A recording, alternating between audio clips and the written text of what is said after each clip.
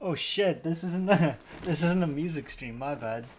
Usually I find a file, like just some random track I'm working on to play through while I do my little setup, but yeah, I guess I forgot to I guess I just kind of got into it, but shit, I don't want to change the title.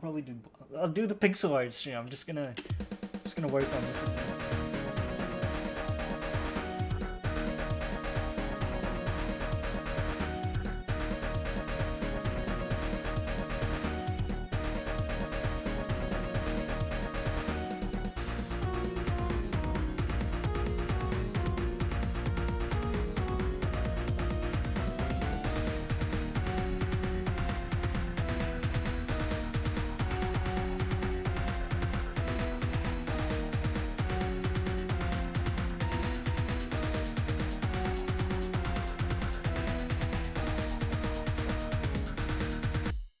All right, that should be good enough. Sorry, I don't know.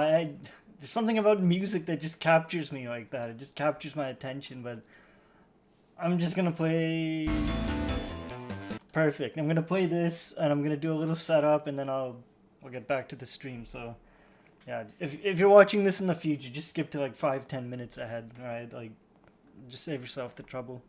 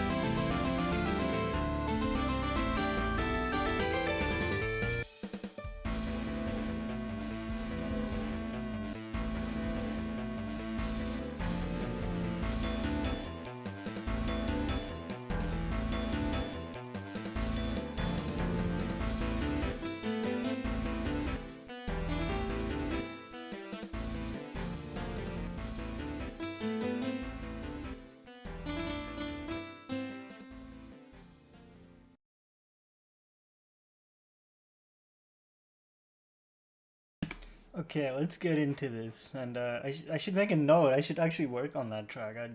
It's a sick track. I'm just gonna move this little mouse.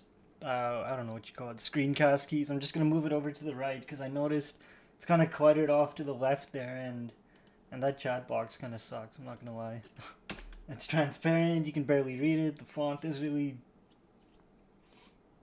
I don't know, just weird. Anyway, it's not a big deal. I'm just gonna move this. What did I do? Yeah, there we go. Let's move it up a little bit.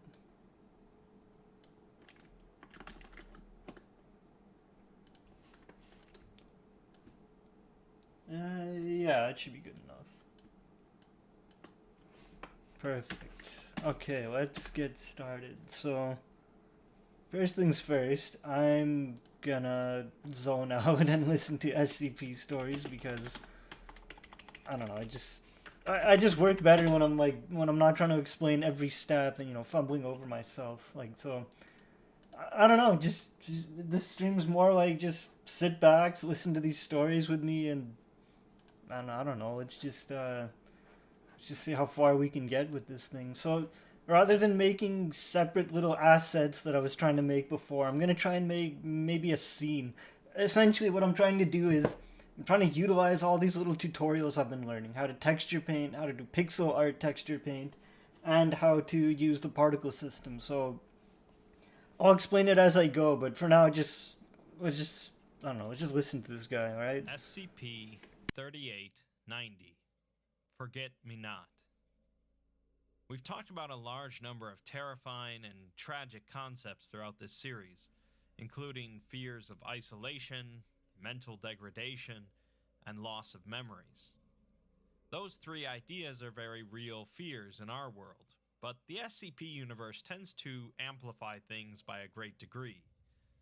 It's in SCP-3890 that we'll find all three of those fears, as an individual is stuck in an extra-dimensional location by herself and begins to be affected quite a bit by the ordeal. Unlike most SCP articles, which are compiled by researchers after performing extensive research and testing, SCP-3890 is written as more like a journal by the individual currently experiencing the SCP's effects, Dr. Elizabeth Graham. Elizabeth was transported to this extra-dimensional or extraterrestrial space that she has designated as 3890, but she doesn't know at all how she got here. She had been carrying documentation pertaining to the containment of several other SCPs at the time, but she doesn't feel that those SCPs are related to this one. Her surroundings consist of a seemingly infinite desert, with ruins of differing architectural design poking through the sand, including both modern buildings and ruins of ancient Roman and Arakeshan structures. For reference, the civilization of Arakesh were the ones that contained SCP-2317, the Devourer of Worlds. Elizabeth has explored some of these ruins, but found them to be mostly empty. From what she can tell so far, this location goes through a solar cycle identical to Earth's, leading her to wonder if 3890 is perhaps located on Earth, but is simply hidden from outside view through anomalous means. Unlike an actual desert on Earth, the temperatures are never extreme at day or night. She is not quite alone here though, as there are a number of humanoid entities that wander the desert and the ruins.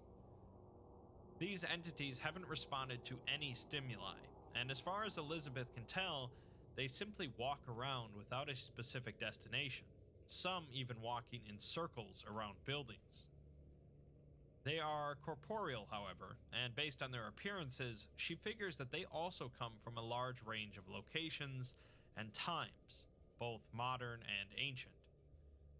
She also managed to take a knife from the pocket of one of them with no repercussions.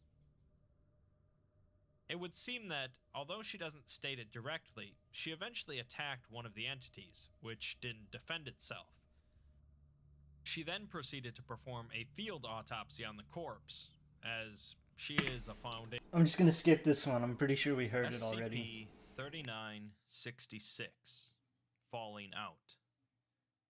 Sleeping is something a typical human does every single day, usually for hours at a time. Where are my manners? I forgot to link this guy's playlist, so what I'm listening to is these SCP, I don't know, explanations.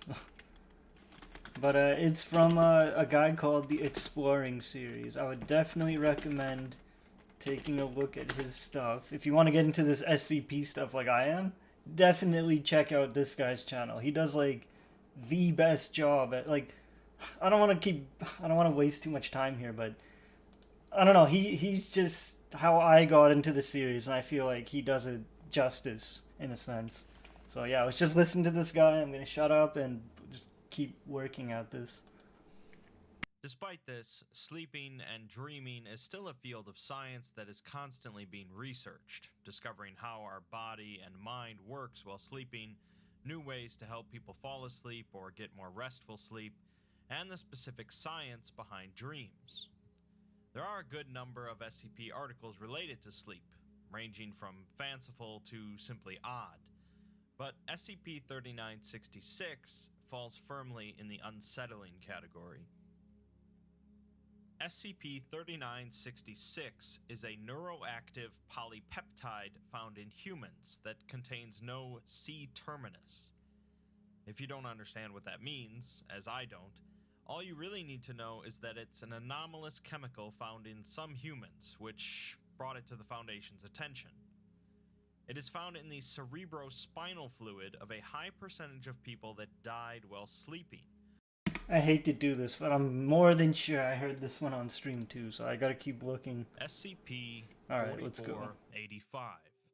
Such Black Light. The Church of the Broken God is an anomalous religion devoted to the worship of a sundered deity, the Broken God, who is believed to have imbued humanity with the gifts of knowledge and sapience. The Broken God is an entity of technology, machinery, gears, and cogs, and its worshippers follow in those footsteps by accumulating as many technological anomalies as they can so they can restore their deity. Are We Cool Yet, on the other hand, is a group of anomalous artists who utilize various phenomena to create strange and unusual works of art, all in the pursuit of being cool, or whatever exactly that entails. I've covered both of these groups before in separate videos, and you might be hard-pressed to think what the two organizations would have in common. The article I'll be looking at today, SCP-4485, shows what might happen if a few members from both groups got together with a common goal in mind. We're informed straight away as we open the article that full understanding of SCP-4485 is required by all Foundation employees, so a supervisor monitors the individual's progress as they read through to make sure that everything is comprehended. We're then given the initial SCP document for 4485, filed in 1967, detailing a small leather-bound book written by German-French artist Jean Arp, also known as Hans Arp.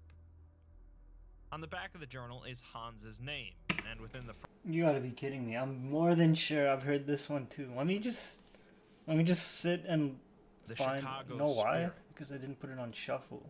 That's why. SCP-001. Yeah, that's good enough. Past and Future.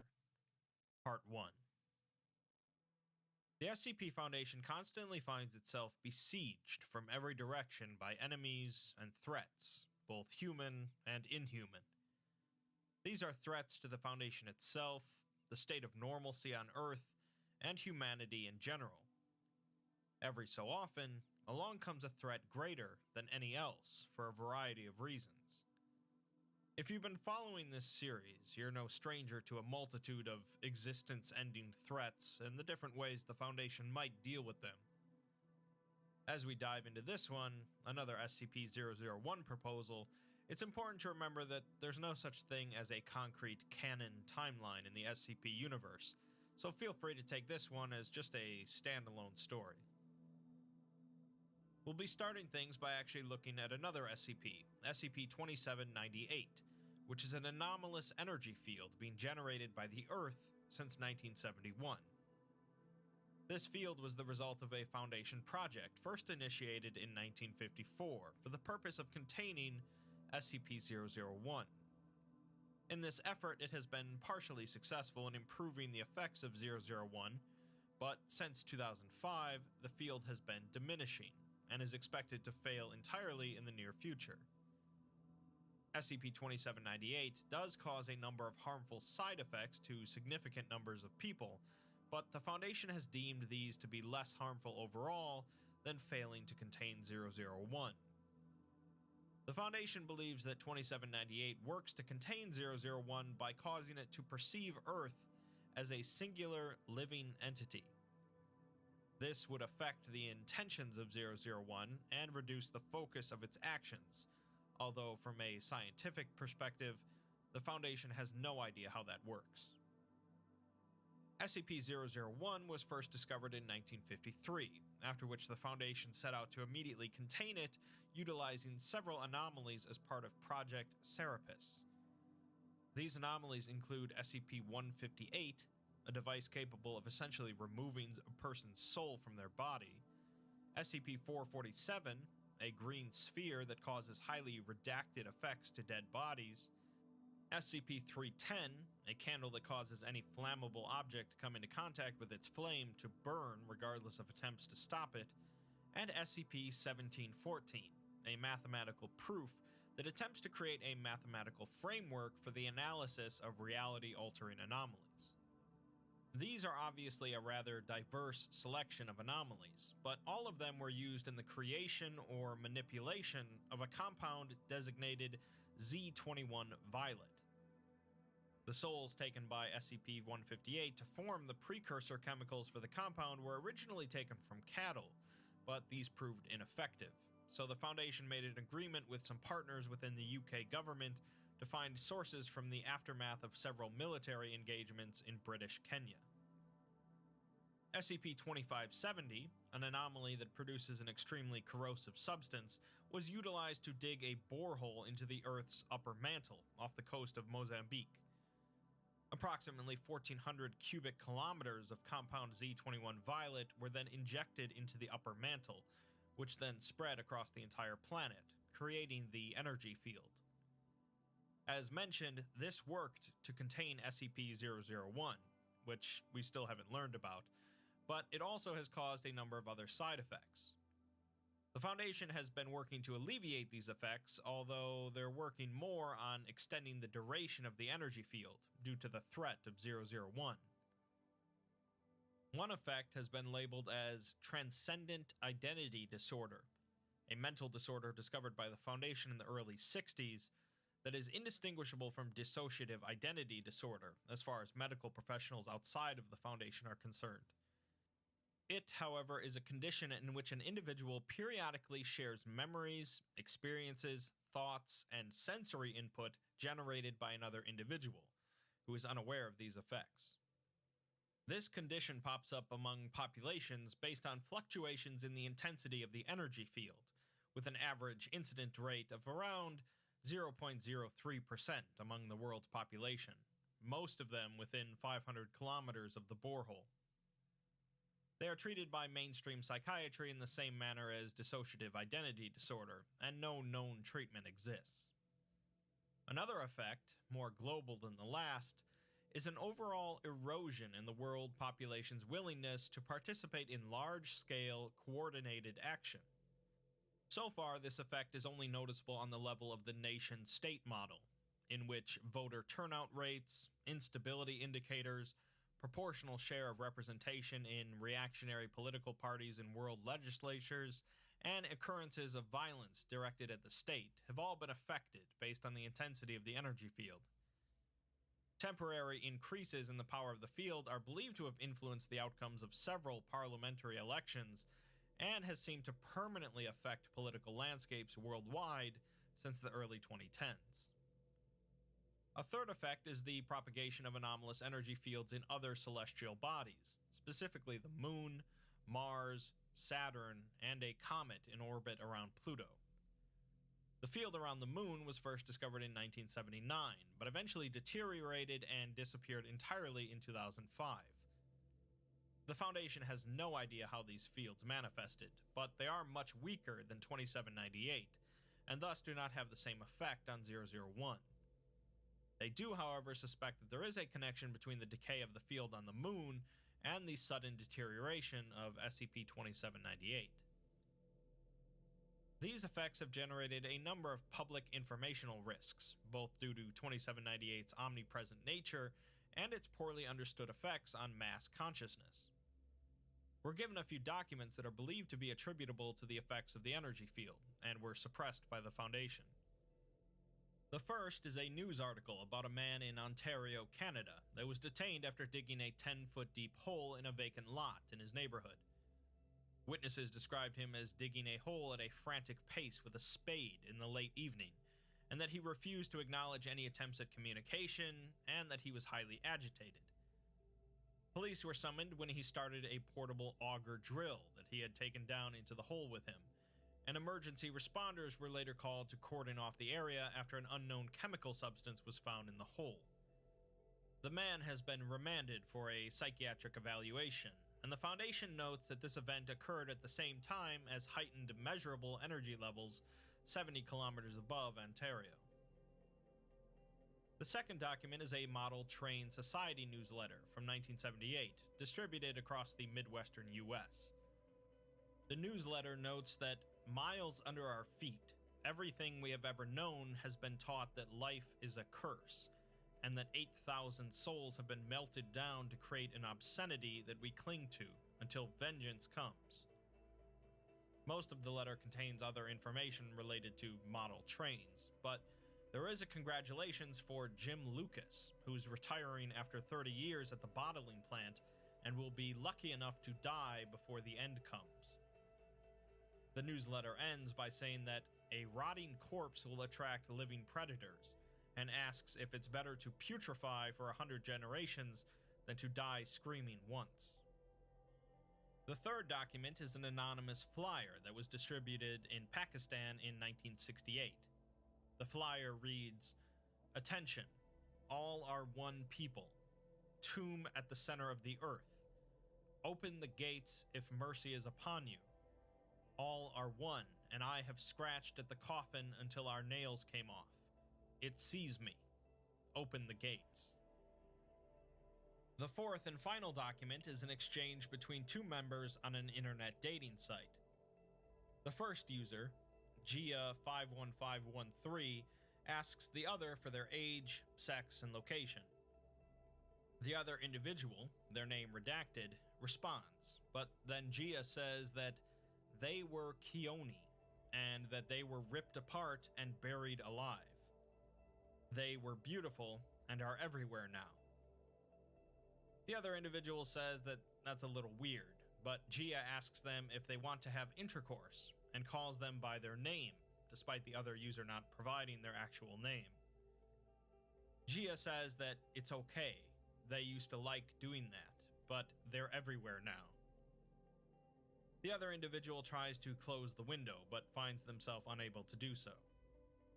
Gia goes on to say that they scream with their voices, and now they were Akina, and it's like being thousands of people at once, too. Gia says that it doesn't stop, and asks the other user if they want to know what Serapis is. The other user says that they are pulling the plug on their computer now and says to leave them alone. Despite the user signing out, Gia continues and tells them to dig a hole so that they can hear them scream with all voices. Gia says to dig, and this world will be theirs, before leaving a heart symbol and signing out as well. The Foundation has a few plans in mind for when 2798 eventually fails completely. The first was to perform a mass evacuation of Earth to nearby planets, but this was rejected for not being technologically feasible. The second was to negotiate with 001 itself, which was also rejected due to being unworkable. The third was to systematically weaponize a number of anomalies, and this one was approved initially before being rejected sometime later for being impossible. The fourth plan was to recreate Project Serapis, likely with some improvements, but this too was rejected due to the escalation of secondary effects. Finally, the last plan they have is the worldwide distribution of potassium cyanide ampules, essentially a mass suicide. The vote for this one is still pending. The last piece of information for 2798 is a notification that 2798 has finally ceased to function, and SCP-001 is now uncontained. Worldwide emergency protocols are now in effect, providing us a nice segue into SCP-001 itself. The file for 001 is broken up into a number of separate documents, and opens up by revealing the O5 Council vote for the 5th Contingency Plan, the one involving mass distribution of cyanide pills. 6 of the 13 voted yes, 4 voted no, and 3 abstained, resulting in the motion failing, likely due to requiring a unanimous decision for something of that scale. The first document is called Harbinger, and starts with O52 putting a surgical mask on her face and putting on a pair of sterile slippers. She asks a Dr. Zhang if this is the extent of protocol for interacting with a 400-year-old man, but Zhang isn't really concerned with protocol at a time like this. O52 asks what could he possibly know about a time like this, as he practically lives in a separate world from them, in an existential isolation facility. Zhang says that overseers aren't even allowed to be here, but she tells him not to ask why that rule is being waived. Some time passes as they wait in silence before they're allowed to pass through a hermetically sealed door. Before they enter, O52 tells Zhang that she was never here. They enter into another room where they find an ancient-looking man in a hospital bed, connected to a mass of wires, tubes, and medical equipment. O52 starts the conversation with this man by saying, "Goodbye, SCP-411." 411 is an anomalous man that ages backwards, thus the remark about him being 400 years old, and more importantly, his memory also functions in reverse. He can't remember anything in the past, as this hasn't happened to him yet, but he can recall things in the future, since for him, they've already occurred. Due to his advanced age, however, his memory is spotty, often forgetting things more than a few months into the future. People that communicate with him have to be trained in how to do so, as he will essentially have conversations backwards chronologically, meaning that he will provide answers to questions before they're asked. He's a valuable asset to the Foundation, but they have to be careful not to cause any paradoxes when speaking with him. She started the conversation by saying goodbye, as for him that would be the last thing she'd say. The ancient man speaks into a small microphone taped next to his mouth and says, "You are the first of the quiet times. Some peace and quiet, finally." She decides that this alone isn't the answer to any questions she might ask, so she waits as he continues. He says, "Suffering, cruelty, the currency by which the world is purchased. Everything that you are is a reflection of this. You will remember the true nature of cruelty in time." She has a list of questions that she had prepared to ask him, and it's important that she didn't deviate from the list at any point. She asks him what is the price that they will need to pay for this, so his response was suffering and cruelty. He continues and says that our kind did not just appear in his path, and he recognizes our faces. Our faces are not full of fear and desperation like the faces of his recent years, but instead they're full of joy and happiness, illumined by a different star. The idea of a different star is consistent with data that the Foundation has received from a recent test of SCP-2003, a device that allows someone to temporarily visit a possible future. Humanity is currently plagued with the threat of SCP-001, but it seems that there is a possibility that they might be able to escape it after all, to a planet orbiting a different star, if the Time Machine and SCP-411 are to be believed. She asks the question that would prompt that answer from him, if humanity exists in his past, meaning our future. Despite her relief at the prospect of a possible future for humanity, she's unnerved by the conversation in general, as it doesn't feel right. Many anomalies provided the Foundation some sort of glimpse of the future, but these glimpses were all warped in some way by the anomaly generating them, and thus they were ignored by the Foundation for planning purposes. 052 felt that they needed to make an exception in this case. The man speaks again, saying, "A barren rock, home to terrors beyond imagining. It is well that life has fled. It is even better that life for others continues far away from this place." She knows this is an easy question to figure out, and asks if there is a future for humanity on Earth. The answer, of course, suggests that there isn't, that Earth will become a barren rock, but humanity will flee to a place far away. That question was the last one she had planned on asking, and ultimately she didn't learn a great deal.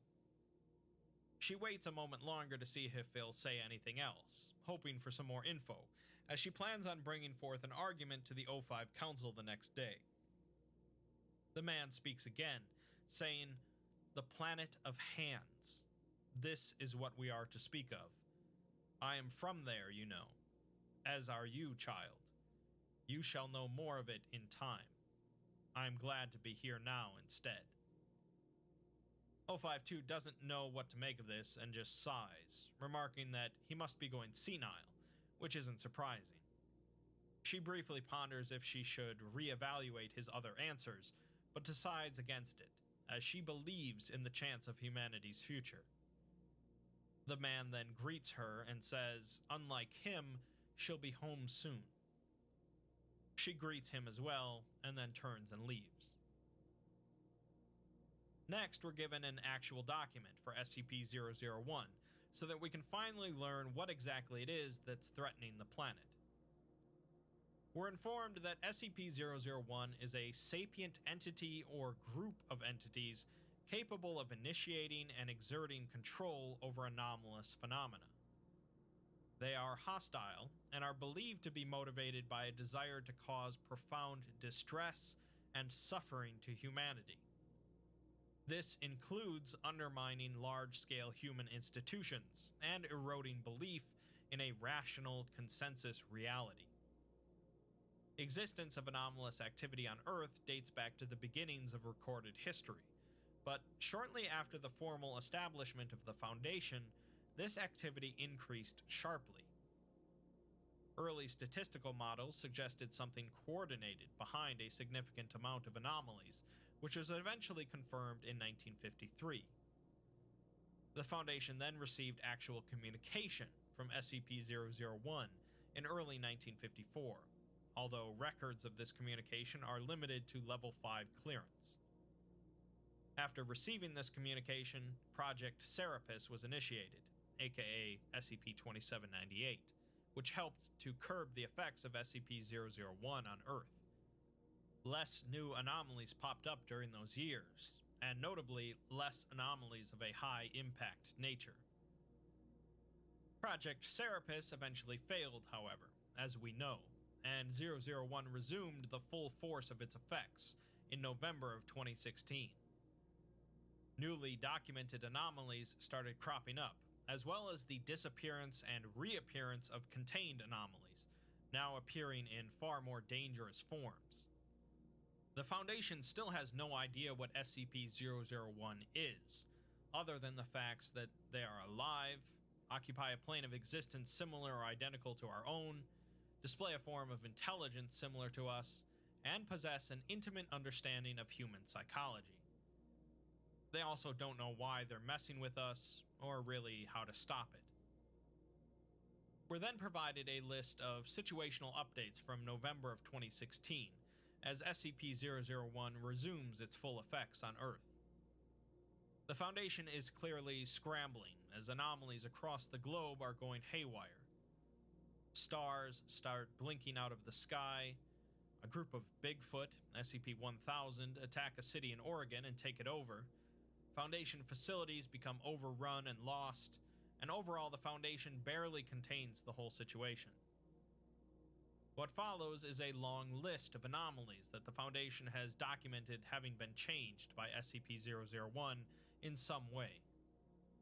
As mentioned, SCP-001 has some way to make these anomalies mostly more dangerous and primarily harder to contain than before, seemingly for the purpose of making humanity suffer. I won't go over every single one of these, but they are rather interesting. SCP-063 was a plastic toothbrush labeled as the world's best toothbrush, which was capable of removing all dead and inorganic matter from existence that came into contact with its bristles. Now it has since disappeared, but an unidentified humanoid advertising itself as the world's best dentist has appeared. It appears at low-cost dental service facilities and is capable of generating a localized time anomaly, causing subjects to experience time at a much slower rate, with patients reporting dental procedures that lasted 2 to 3 days or longer. SCP-087 used to be an infinite stairwell at a university containing a hostile entity, but now it's an infinite stairwell at the Pentagon, with a hostile entity that has been observed to open the stairwell doorway on its own. SCP-106, the highly dangerous corrosive entity capable of kidnapping people into an extra-dimensional space, now displays much higher intelligence and has been observed speaking with research staff, as well as utilizing its dimensional manipulation properties to facilitate its escape. SCP-294 used to be a coffee machine capable of producing any requested liquid substance, but now it's only capable of producing beverages created by the Coca-Cola Company or its subsidiaries. Requests for other liquids aside from these will affect the Coca-Cola Company's stock price, with requests for non-edible items resulting in a sharp increase in trading. SCP-400 is a species of insect similar to the common pillbug that kills and infests the bodies of human infants in order to feast on human mammary secretions by releasing pheromones to alter parents' behavior. The changed version is similar in all ways, except that they will infest humans up to the age of 18, instead of just infants. SCP-662 was a small bell that, when rung, summons Mr. Deeds, a butler that will attempt to perform any task asked of him. Now, ringing the bell causes the user to be transported to a random, unknown location where they will be asked to perform a seemingly impossible task, and they will be anomalously compelled to complete it, regardless of the consequences. SCP-701 was a play known as the Hanged King's Tragedy that caused a number of anomalous manifestations when performed, generally resulting in the cast killing one another and audiences breaking out in violence. On November 3, 2016, with no advance notification, a television drama premiered on HBO called The Hanged King, with the first episode encompassing the first act of the play and featuring known actors.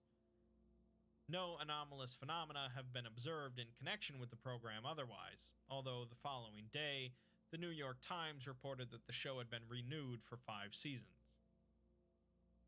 SCP-1165 was an alleyway that, when walked down in a certain direction, has a chance to lead into an extra-dimensional city space with no observable boundaries. Now it leads into a space populated by automated constructs designed to forcibly harvest human brain tissue. Drone explorations estimate the number of these constructs to be around 11.8 billion. SCP-1230 used to be a book that caused those who read from it to experience extremely vivid dreams containing fantasy narratives crafted by an entity known as the Bookkeeper. It's now a 2nd century manuscript titled The Infancy Gospel of Polyxena, which causes readers to experience detailed hallucinations in which they are present alongside a child possessing miraculous abilities, believed to be a depiction of Jesus of Nazareth. These hallucinations begin in a location described by a disembodied female voice as the last catacombs, and choices made in the hallucinations affect subsequent visions substantially. SCP-1322 was a small space-time anomaly that connected to a parallel universe, containing an advanced civilization that the Foundation eventually greatly offended and were afterwards determined to wipe us out. Unlike other affected anomalies, this one actually became safer, with the civilization on the other end apparently having closed their side of the portal. SCP-1440 is an old man that causes increasingly destructive events to anything connected to humanity around his person. Now, the man retains the same effect, except its area has now extended to anything within 300 kilometers of him. SCP-1981 was a Betamax tape labeled Ronald Reagan Cut Up While Talking that features a recording of former US President Ronald Reagan delivering a speech while various wounds are inflicted upon him anomalously, and occasionally a figure in black robes appears behind him. It's now a series of recordings that have been uploaded to the site Daily Motion, featuring a skinless humanoid giving a speech at the World Economic Forum in 2013 in Switzerland. Voice recognition software and biometric data gives a 98% likelihood that this is Ronald Reagan, although the speech consists of technical specifications for as yet unknown technological devices. SCP-2317 is a wooden door and frame that leads to another reality containing a chained entity known as the Devourer of Worlds, although the chains are almost entirely broken, and the Foundation has no idea how to prevent the eventual release of this entity. The updated information for this file now says that SCP-2317 is not a threat to consensus reality, and it will be removed from the Foundation database with no further resources or review necessary. SCP-2718 is a unique file, as it contains information about an incident related to the O5 Council, in which one of their members experienced a fate after dying, in which they were cognizant of everything happening to their body, with no hope of release. The file is perpetually on the SCP database somehow, but is normally hidden through a highly complicated process that only causes it to very rarely appear in view.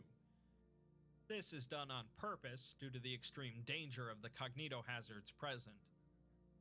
The note on the table in the 001 file says that before it provided a database error, as there was no entry present.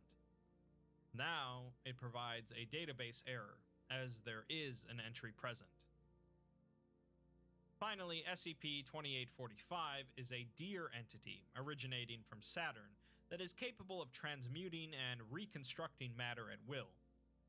It is extremely dangerous, and was contained through a highly extensive and complicated series of rituals.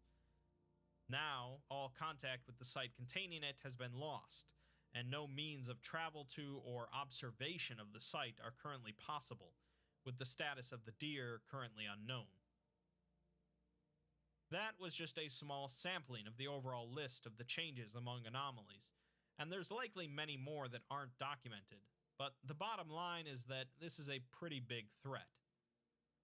The Foundation could certainly deal with a handful of these at the same time, but having so many become loose and enhanced is a big problem for both public awareness and the safety of humanity. If SCP-411 is to be believed, this will lead to the Earth becoming a barren planet, home to terrors beyond imagining, and our only hope is to flee this planet to a distant star, paid for with our suffering. In the next document, we're back with O52, sitting at her computer terminal. The Foundation has suffered more casualties in the past 24 hours than they have in the last 5 years combined.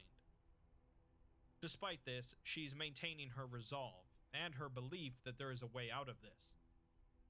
She wishes she could tell each field commander that the Council was certain about this, and they just need to hold the line, although she knows that desperation is a powerful tool, and the people of the Foundation know what the consequences of failure are.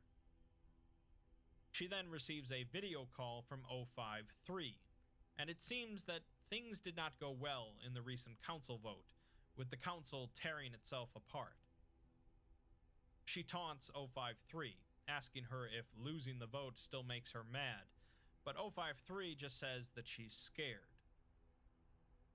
2 says that saying you're frightened isn't a good idea in this line of work, and asks what she wants. 3 accuses her of blocking the vote and swaying other council members to her side. 2 doesn't refute that, but says that 051 made the difference, and even she can't sway him. 053 says what's done is done, but 2 owes her. 2 says that she's beyond absurd if she thinks that she owes her anything for not letting the council kill everyone on the planet. 053 asks her to tell her the real reason why she didn't go with the mass suicide option, and 052 almost ends the call there, but instead reveals that she used some anomalies to glimpse into the future. As mentioned, these items are forbidden for the purposes of influencing decisions, thus why 052 was being so secretive. 053 is shocked, but 052 stands her ground and says that the prohibitions don't matter anymore, not with a gun in their mouths. 3 sits in silence for a moment, but doesn't argue, instead asking her what she saw. 2 says that at their age they've learned not to delude themselves with false hope, but they've always fought to preserve what is, never thinking about what could be. All of the precog anomalies showed her a utopian future in which people live with no fear of sickness or death, and there's no war or poverty. All of the items she checked out showed her this place, and she firmly believes that someone in humanity survives to make it there. 053 is, quite naturally, skeptical of what she's saying, as they're staring down the greatest threat to humanity they've ever experienced. 052 says that it's definitely on a different planet, and even though they might not be able to escape this situation now by flying into space, she believes that at some point, someone does. She's fighting to give that chance to them, rather than just killing off all of humanity in one swipe. 053 continues to be skeptical, suggesting that she's possibly making these visions up just to prevent the mass suicide, but 052 has no reason to do so, especially since she didn't bring this up during the vote. It's possible that 1 or 2 of the anomalies could have fabricated these visions for some reason, but not all of them, as some of them are even kept in separate realities.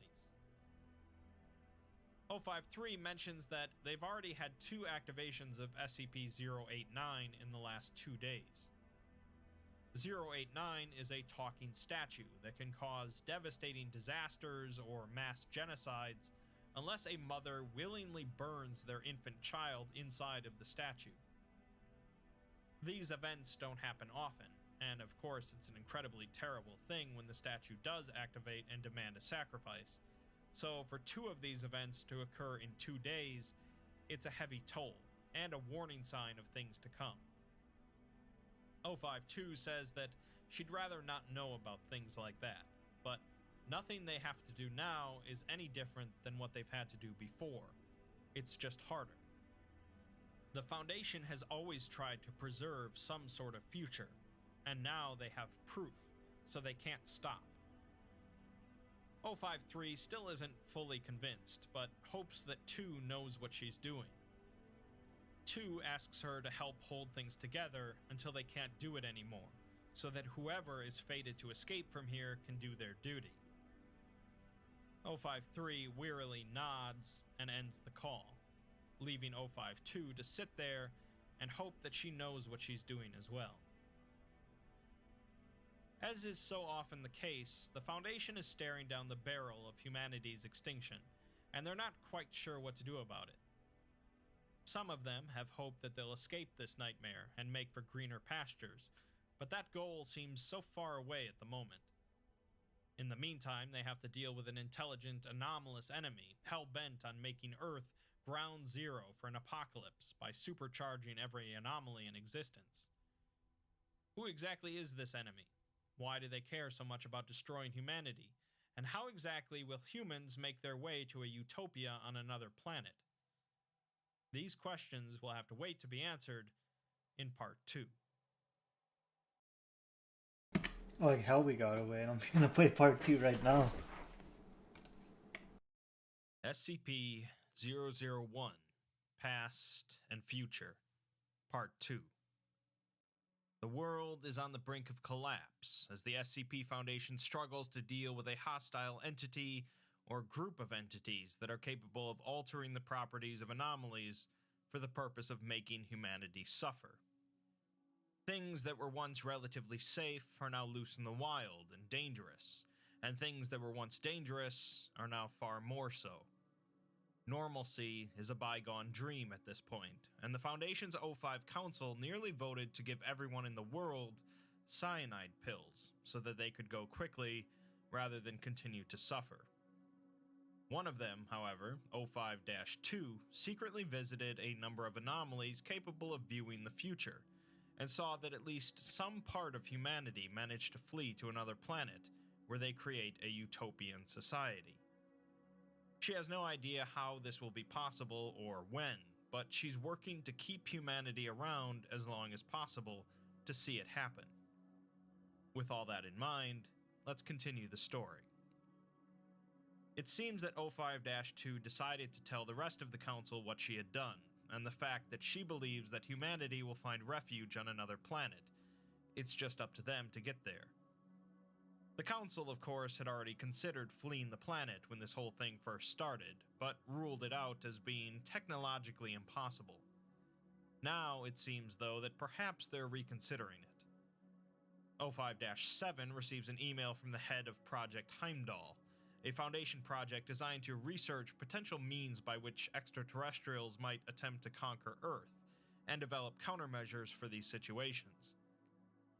Part of this project involves utilizing deep space probes, developed by the Foundation utilizing various anomalies to facilitate faster-than-light travel and long-range communication and control. In the email, the director says that they've received the latest data from one of their probes, and have found 2 possible planets that could theoretically support human life. They've also found no signs of any extraterrestrial life, which he finds surprising, but figures that the longer they go without contact, the better. He believes that this info lends further credence to the human survival hypothesis. O5-7 responds, and says that it's starting to look like O5-2 is right, after all. He tells him to remember to be on the lookout for a couple things. One being that they believe SCP-001 to reside somewhere out in physical space, not in some alternate reality or dimension. The other thing is the message that the Foundation received from this entity or group of entities back in 1954.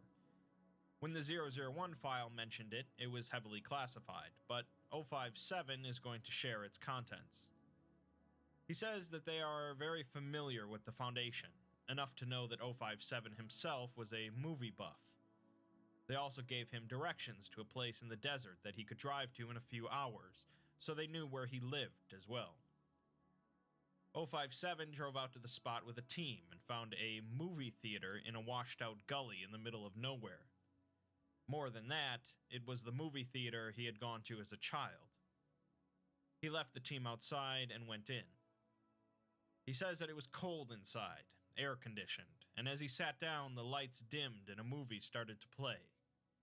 The movie's title was Planet of Hands, but it was unlike any movie he'd ever seen, more of a disjointed series of images. He recognized a number of the pieces of footage, things like military footage and aftermaths of bombing campaigns.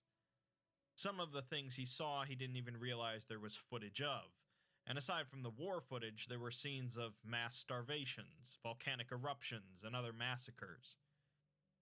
Then the movie shifted into still shots of Foundation buildings and facilities, which O5-7 took as a pretty clear message for them.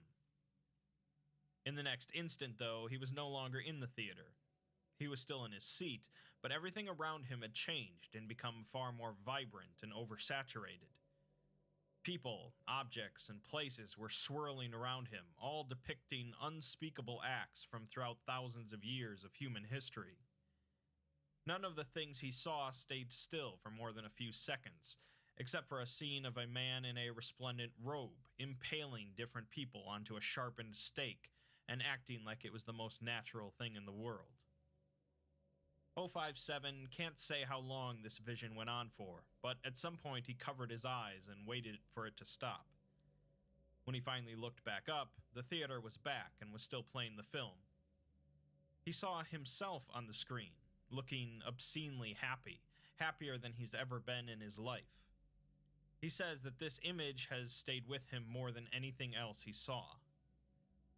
In the film, he saw himself board something akin to a giant wooden ark, suggesting that it was purely symbolic. He saw other people board the ark with him, people from all different walks of life, and when they were all aboard, the ark lifted into space and sailed through the cosmos, with the Buck Rogers music playing in the background. The ark eventually arrived at a planet that looked a lot like Earth, at the center of a system of moons. As it approached one of the moons, he saw that this clearly wasn't like Earth, possessing a darkened nightscape illuminated by fires across the land, with only soot, smoke, fire, and rusted scraps of metal twisted into man-sized shapes visible. The music swelled as they all stepped off the ark onto the moon, with all of them looking ecstatic with joy. The movie faded out with Russian text, which seems to have been butchered a little, but the Foundation believes that they intended to mean, "come home" instead. It seems that 001 knew even back then that they might eventually try to flee Earth to go to another Earth-like planet, but they're telling us to come home instead. This is similar to what SCP-411 told 052 when he said that, unlike him, she'll be home soon. The plot thickens.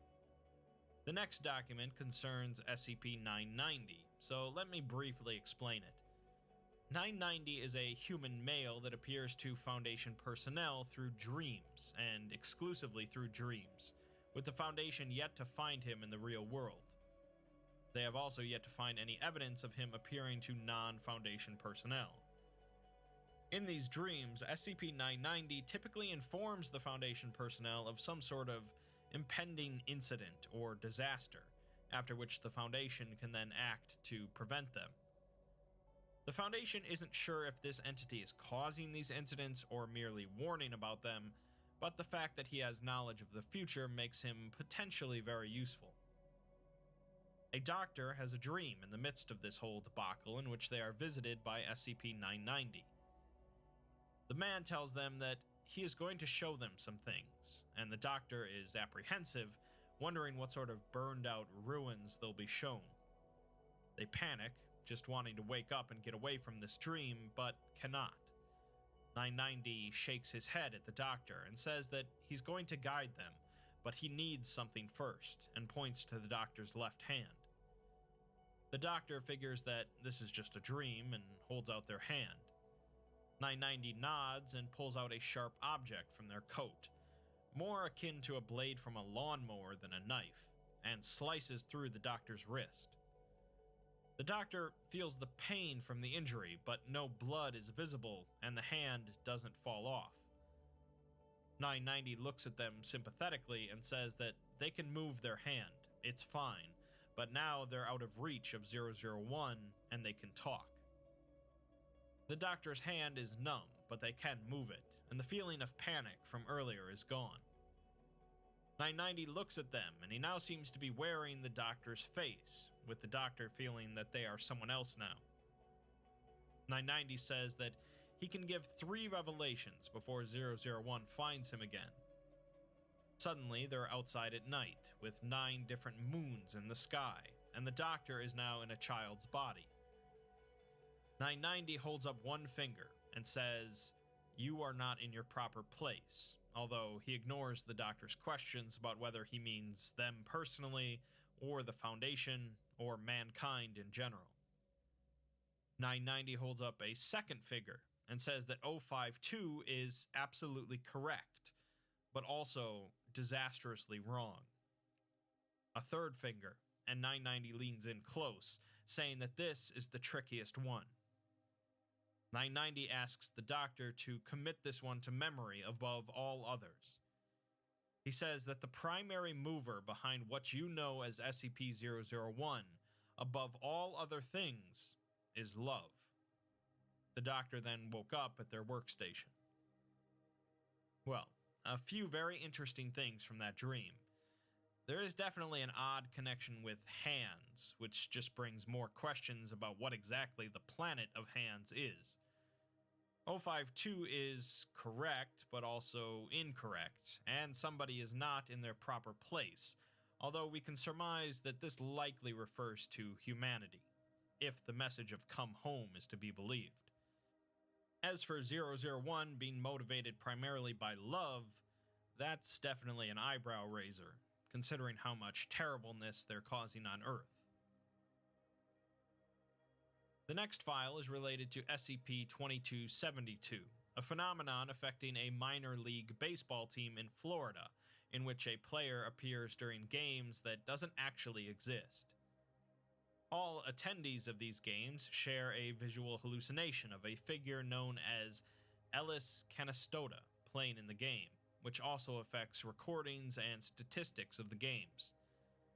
The Foundation once tried to contain the entity by transferring him to a Foundation-controlled baseball team, but the appointed manager was found comatose in his bed after suffering from apparent blunt force trauma, and Foundation staffers within 40 kilometers reported experiencing the same dream, in which Ellis was throwing a fastball at the head of the tied-up manager.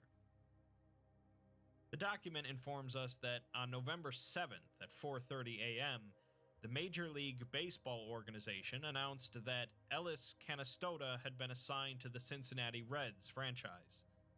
All available personnel were mobilized in response, including the entirety of local MTF 352 Dalit. A man is lying in his bed as this happens, staring at his alarm clock as his phone continues to buzz with messages from the Foundation.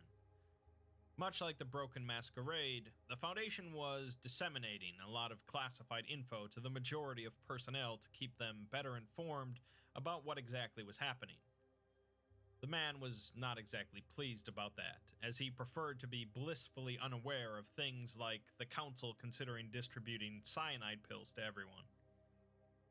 At 4:30 a.m., he receives a phone call from Regional Director Kate McTierris, who informs him of the MLB announcement and gives him a list of instructions. The man, Agent Allred Smith, seems to be a member of the local MTF in charge of SCP-2272, probably a higher-ranking agent if he's receiving a call from the director herself. Allred Smith gets dressed as he continues to talk, and McTierris tells him that if things go awry with recontaining 2272, they shouldn't hesitate to decommission it, meaning terminate it. This, of course, isn't the normal procedure for the Foundation, but 001 has changed a lot of things.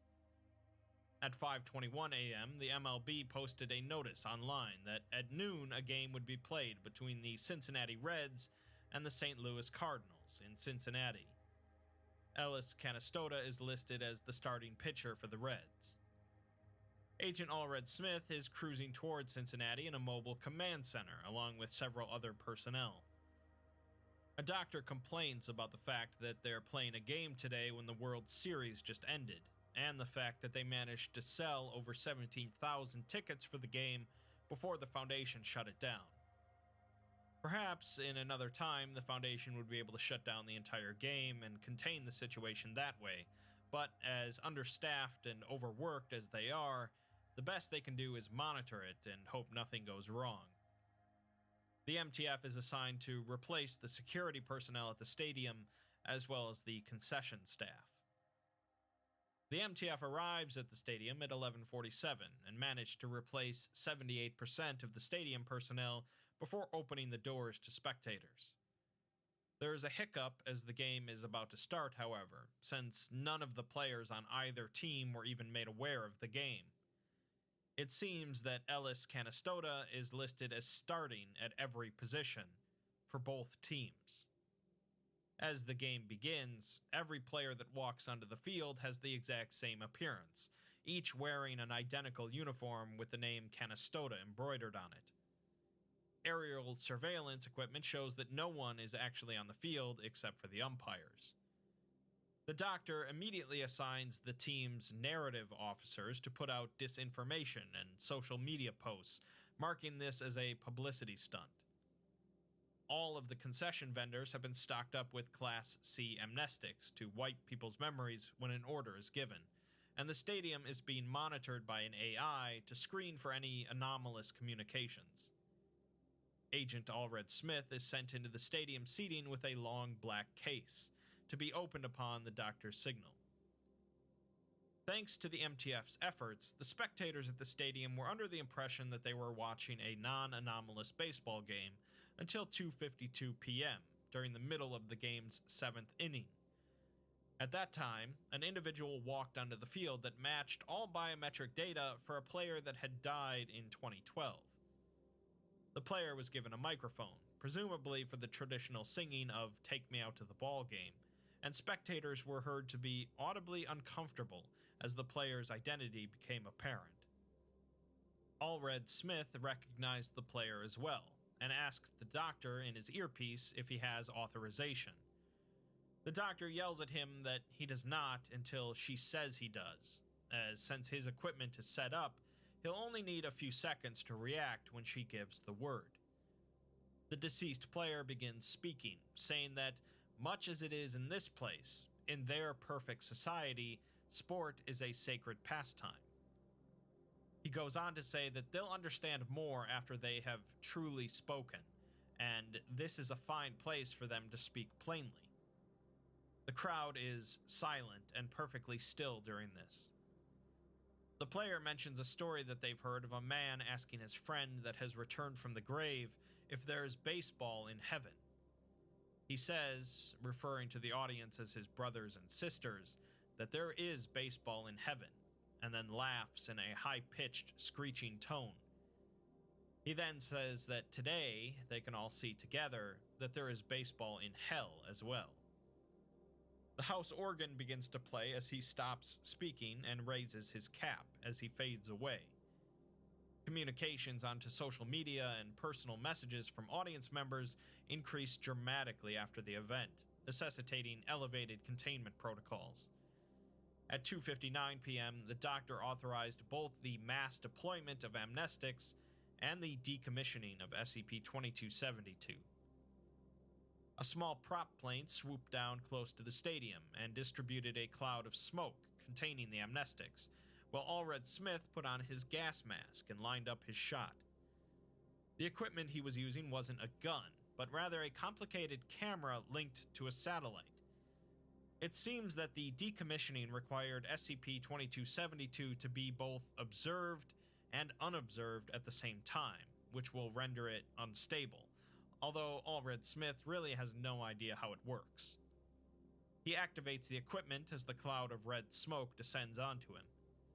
As the view clears, he looks back onto the field to find it empty except for 4 dumbstruck umpires. He then looked at the camera equipment at the photo he took, which did not show the playing field of the stadium, but rather a black and white team photo of 25 identical men. The photo was clearly taken at night, with 9 moons visible in the sky, and a sign propped up in front of the team reading, "The past, the future." All of the men were holding out their arms in front of them, and they were all missing their hands. 001 seems to be making it explicitly clear that they don't want us on Earth, referring to it as hell, but rather they want us to come home, presumably to the planet of Hands. This seems to be, as the sign and the title claim, both humanity's past and its future. One could infer then that they're exacerbating our anomaly problem and making us suffer so that we want to leave Earth and go somewhere else, which seems to be exactly what the Foundation is now planning. If SCP-990 is right, then they're not doing this to make us suffer, but out of love. Speaking of SCP-990, we have another dream report in which he makes an appearance, this time submitted by none other than 052. This is apparently the first time 990 has ever appeared to an overseer. She dictated the dream to her personal assistant after waking up, and is clearly distressed about what she saw. She says that in 1978 she had a child, which is highly discouraged among overseers, but she wanted a bit of the future in her life, something that would go on. Her son's name was Gabriel, and when he was 3, he died of a wasting illness that the best Foundation doctors could not treat. She goes on to say that Gabriel came to her last night, not like a normal dream about a dead relative, but he was there in her dream. He brought her to a hill, atop which was SCP-990, crucified and beaten, with both his hands missing. Gabriel looked up at her, smiling, and she says that you think you'll break down in a moment like that, weeping with joy. But when her dead son looked up at her, all she felt was terror. The terror was so great that she felt her heart would stop, and she's never felt anything so wrong as that. Then Gabriel spoke, with a man's voice, a voice like she imagined that he would have had if he had grown up. These sorts of things were such small flights of fancy, and this thing was putting them on display. She says that SCP-001 is definitely hunting them, and Gabriel said that he missed her, making her feel like she had been shot in the chest, and all her grief was being wrung out against her will. Gabriel continued to speak, and it was clear that this was 001 speaking through him, with 990 softly repeating whatever it said while hanging from the cross.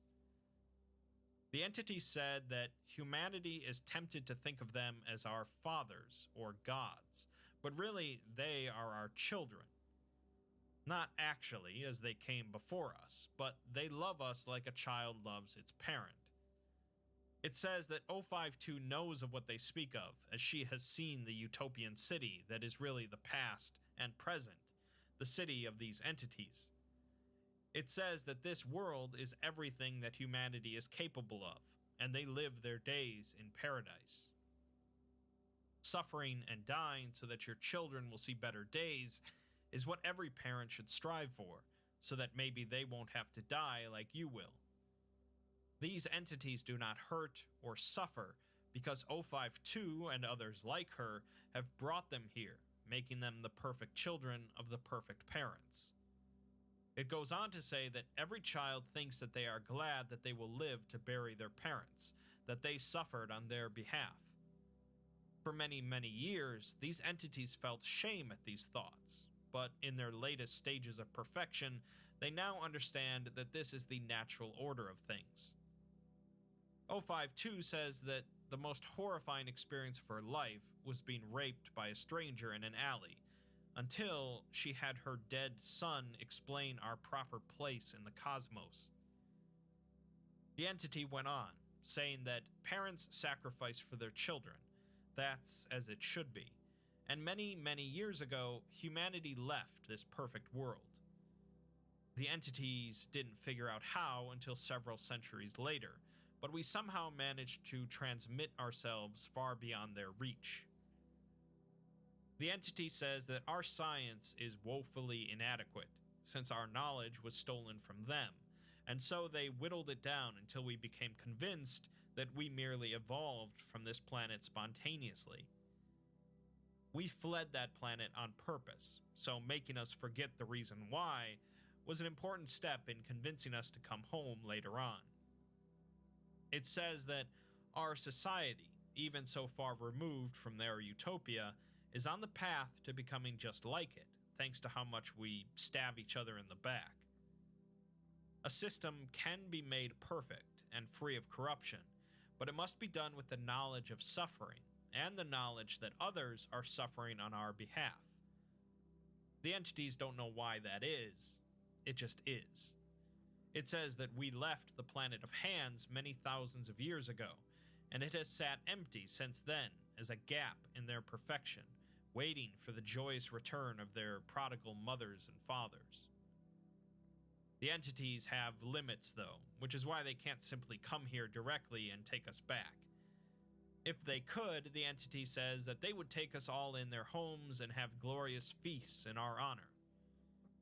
They cannot embrace us, but they do love us, and they will show us how much they love us from across impossible distances. It says that it promises that we will come back home of our own free will, and they will not need to show us how, as the knowledge already rests within us. They will also not need to explain why, as we have seen the terrors that lurk beyond their protection. We will all be so much happier soon, and tomorrow will be the greatest expression of their love ever conducted. 052 woke up screaming afterwards, and she tells her assistant to tell 053 that she is sorry. Ooh, that's a lot to take in. It's clear now that these entities are not some sort of indescribable aliens or things from another reality, but are in fact humans.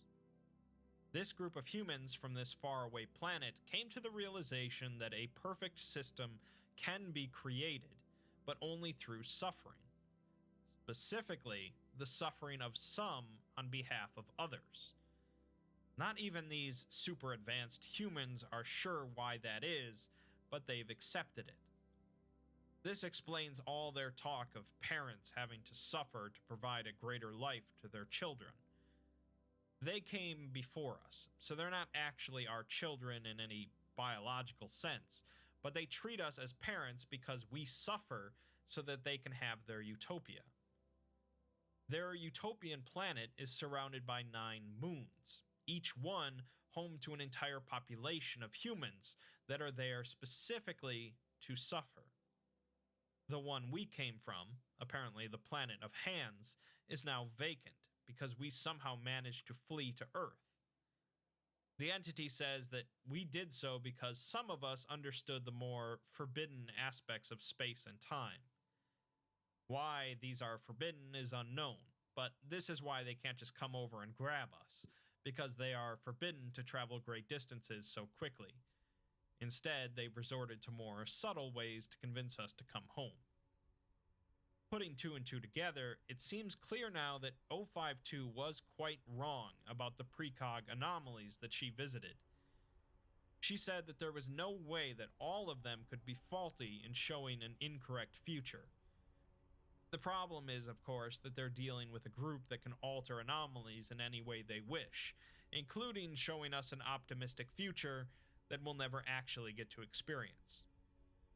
These people are determined to make us come home to the planet of Hands, not so we can share in their utopia, but so we can suffer eternally for it. It seems that 052 came to realize that the best bet was indeed to commit mass suicide first.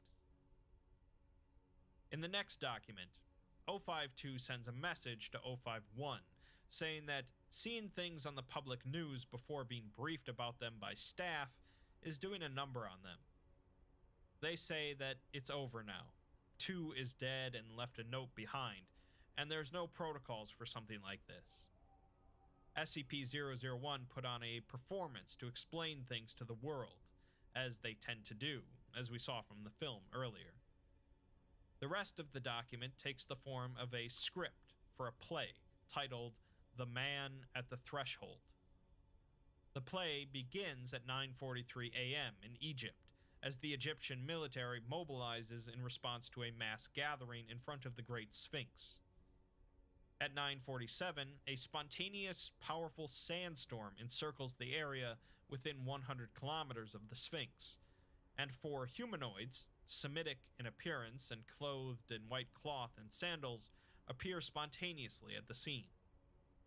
Soldiers present fire several rounds at the humanoids to no effect, and they begin speaking.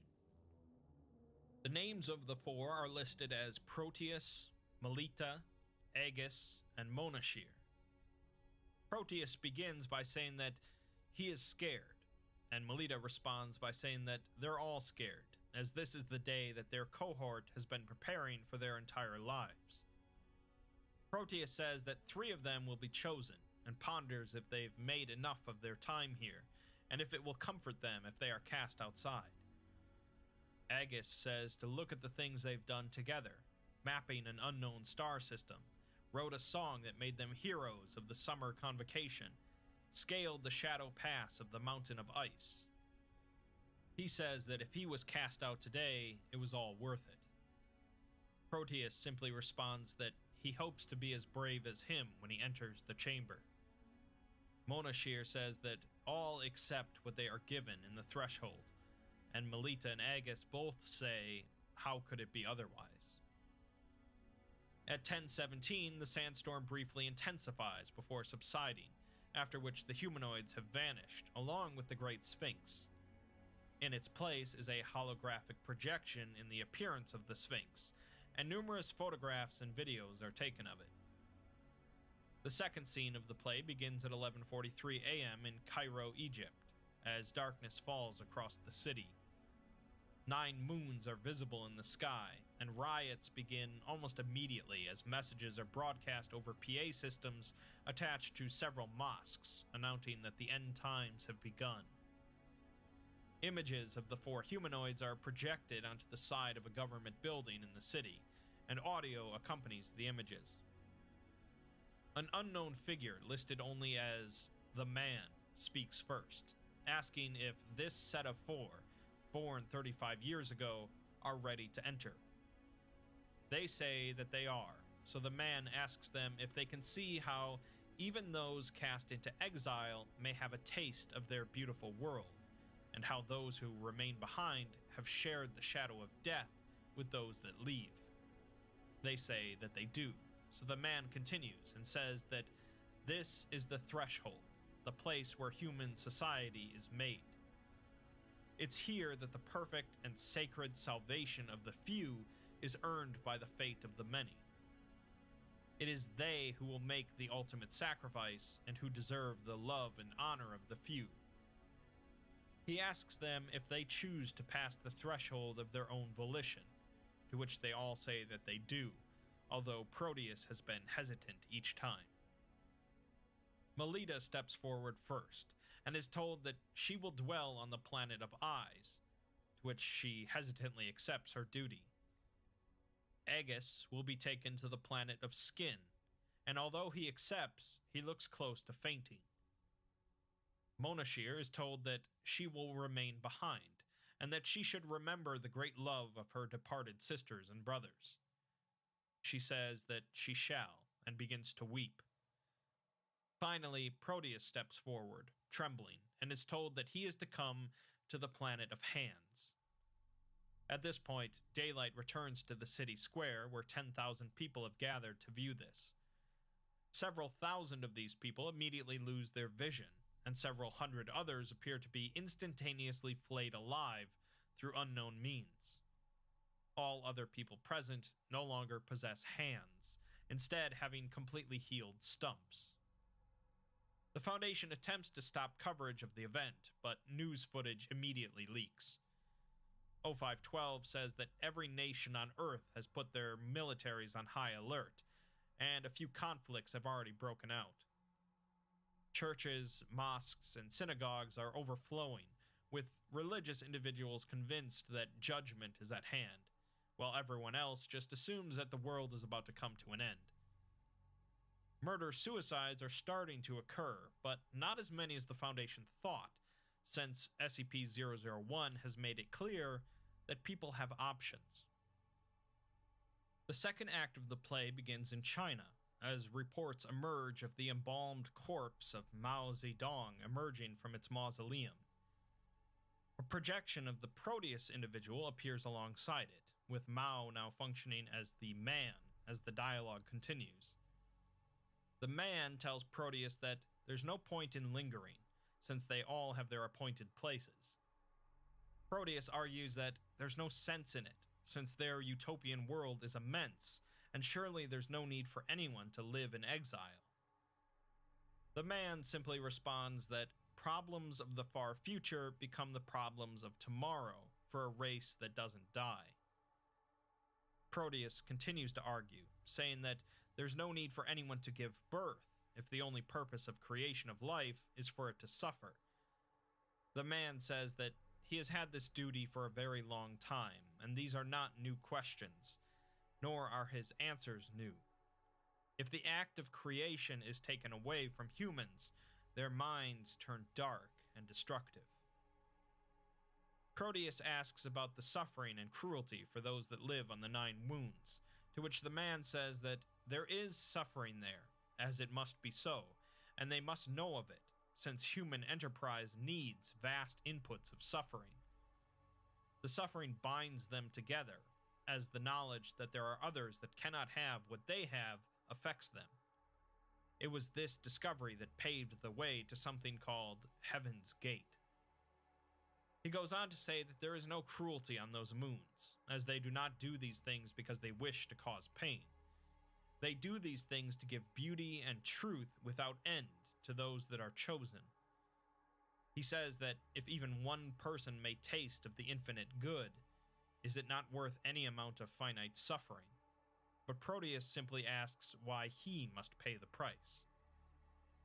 Upon conclusion of this dialogue, crowds in the square became highly agitated, tearing apart the corpse of Mao and resisting the riot police present. World leaders began issuing statements urging for people to remain calm as scientists struggle to explain the anomalous demonstrations. The death toll from civil unrest is already in the thousands. 10 minutes later, a dam in the Hubei province of China spontaneously disappears, although the water held behind it does not move. Minutes later, projections of Proteus and the man appear on the surface of the wall of water. Proteus asks what this place is, to which the man responds that they are on the planet of hands. Proteus says that it looks like it has been on fire, covered in ruins and rubble. The man says that there was a time when they simply exiled people here, who proceeded to build their own societies in a fashion, driven by what they could not have in jealousy of those that lived in the utopia. This resulted in the exiles building vast ships and terrible weapons, which they used against the utopian humans. The utopian humans won, of course, but now they ensure that this will never happen again by taking away the exiles' hands. After this, the still water is released, causing massive flooding and widespread destruction along the area of the river's banks. China becomes more unstable due to this, and the government is overthrown within a matter of hours. 0512 says that everything they've worked for is being crushed in hours, and the only thing that's keeping things from being even worse is the idea of going home, wherever home happens to be. Act 3. All notable buildings in the National Mall area of Washington, D.C. change color from white to red. The Washington Monument emits a bright column of red light, stretching up into the sky and visible from hundreds of miles away. Holographic projections spontaneously appear directly above the monument's reflecting pool. Proteus says they have traveled many miles, to which the man says that the planet of hands is vast, but they meet another person, a handless woman. She says that she must be close to the blessed end, and she no longer has a name, because they have no need for such things here. Proteus asks her if she remembers her home, but she just says that this is her home. He tries again, asking if she remembers the place she came from before this. The woman says that she remembers a time when she wasn't starving, but it was a long time ago, and it's difficult to recall. Proteus points out that he can see her ribs, and asks if she'd like him to find some food. The woman says that there is no food here. It's a place of ash and salt, but hunger is a blessing because it clears her mind. God speaks to her here and tells her to lift her stumps to the blue light in the sky. She prays, and it fills her with the knowledge that she is here for a purpose, which makes her happy. She says that the last gift of the body before it evaporates is the divine revelation, as she now lives without fear and doubt, dwelling in the spirit that made this place, a place of ecstasy. The woman then collapses, and the man says that her time here is now at an end, with no torments of false hope and no food or water to sustain her suffering longer than it must. Proteus asks the man how long she was here, to which he responds that she was only here for 2 weeks. Proteus remarks that she did not seem to be suffering, to which the man says that the joy of martyrdom obliterates all suffering. This is a secret known only to those on the 9 moons, a gift to those who make this sacrifice, as she is now truly transcended. Proteus says that he is ready.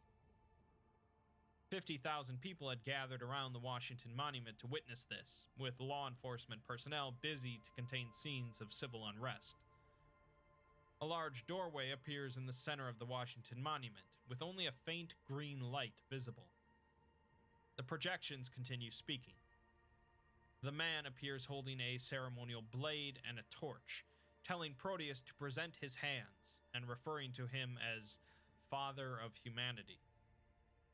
Proteus holds out his hands and states that he stands ready. The man begins sawing at his left wrist as he asks if he accepts the gift of sacrifice for those brethren that shall remain in the light for all of time. Proteus says that he does, so the man asks if he offers his suffering for the good of the whole and the benefit of the collective psyche of humanity, as he snaps off Proteus's left hand and cauterizes the wound with his torch. He asks if he renounces the unstable reality of the universe outside of their system and commits to the preservation of sanity within their system.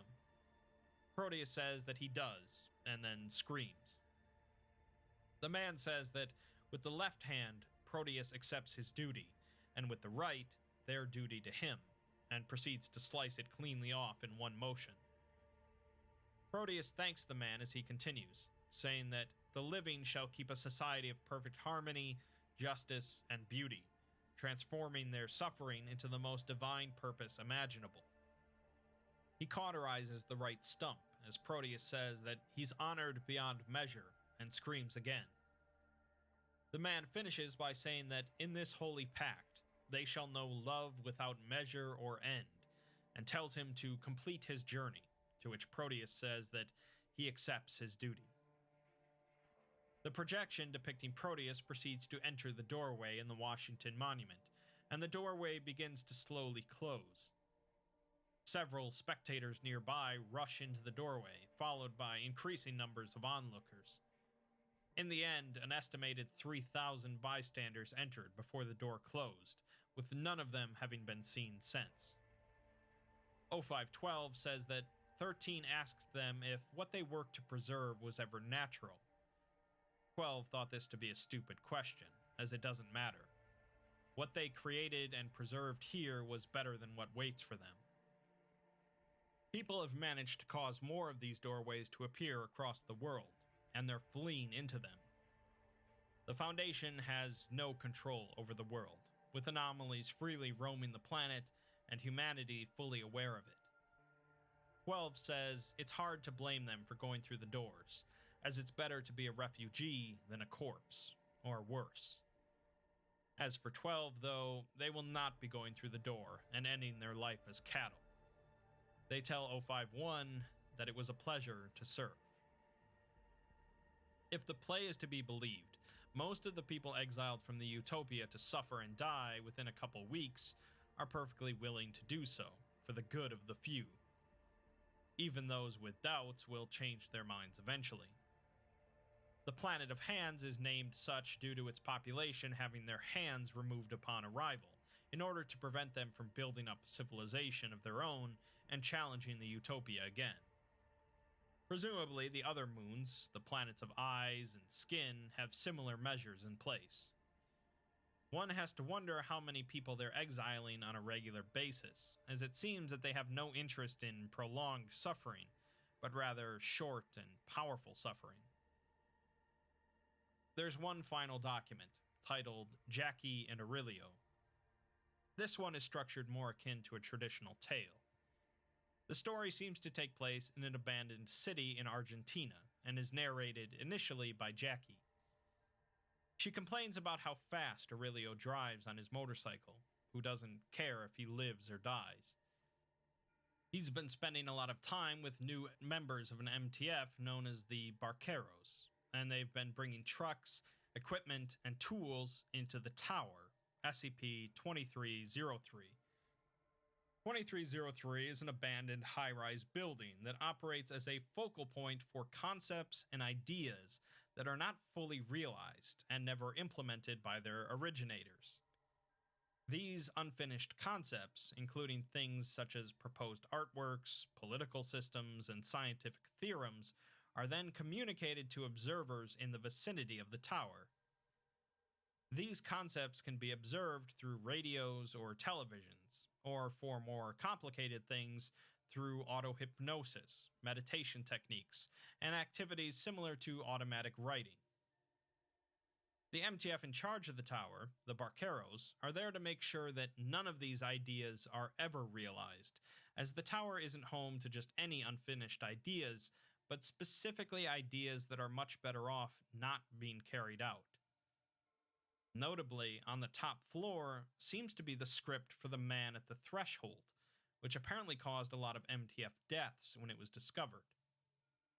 This seems to indicate that the tower doesn't only trap ideas from Earth, but even ideas from as far out as the Utopia.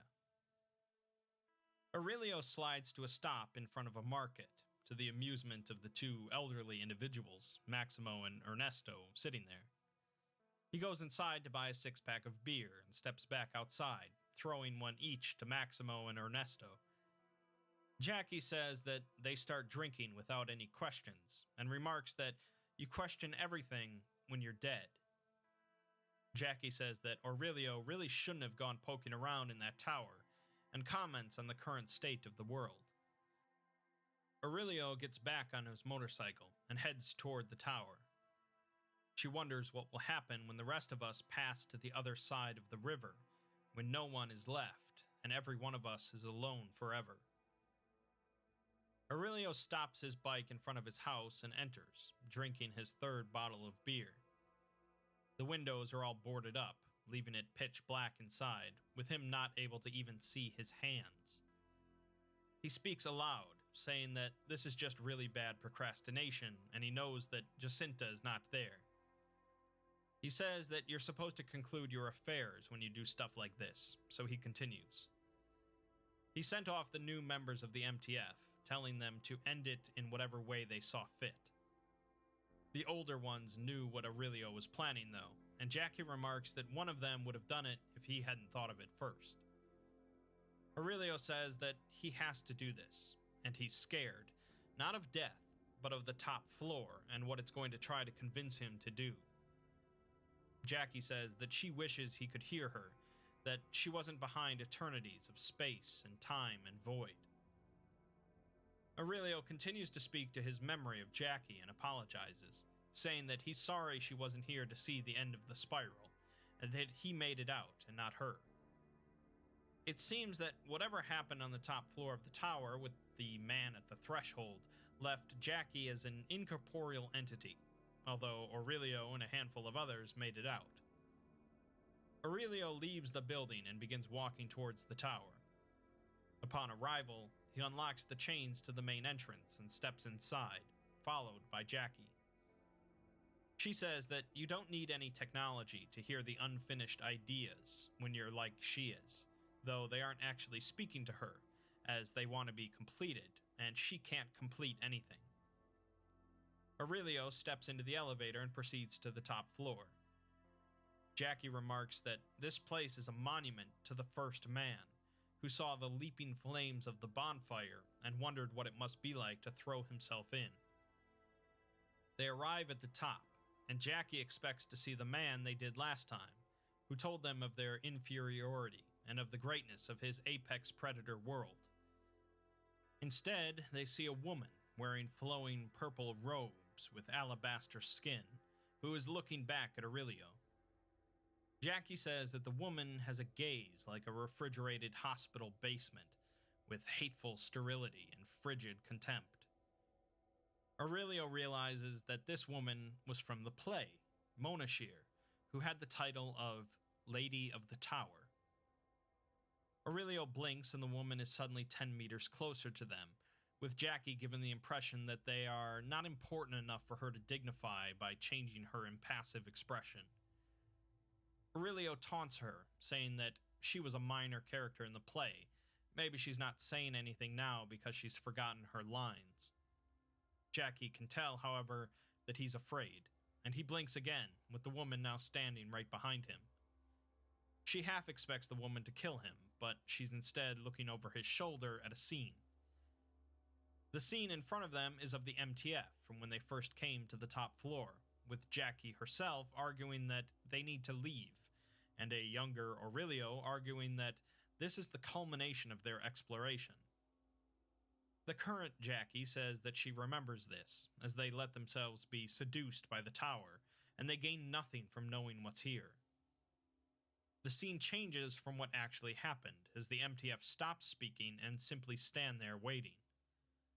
The woman half whispers and tells Aurelio to choose. She asks him, knowing all that he does now, what does he choose? And Jackie sees that she is smiling now. He has to choose between keeping things as they were, meaning that his team went to the top floor, which resulted in most of their deaths, including Jackie's, or undoing it, erasing everything that happened since, but letting his team live longer. Jackie recalls back to when they went to the top floor, where they experienced incredible visions showing a society of indescribable beauty, the inescapable damnation of the planet of hands, and the nightmare love with which they regarded us. Jackie was called forward first as a reward for finding them, and was told to come back home by a spectral man. Jackie says that it seemed to be the only option when faced with such magnificent beauty. Through tears of ecstasy and joy, she grabbed her knife and slit her own throat. She died as Aurelio tried to save her, and she watched as a number of the others wept and cut off their hands. In the present, Aurelio turns away from the scene and faces the woman, telling her that she should have tried this in America, or some other place where they think they have this figured out. The woman says that not making the choice doesn't make it cease to exist, and they accounted for this. Aurelio reaches into his pocket to grab something, but his hand then slowly moves out of his pocket involuntarily.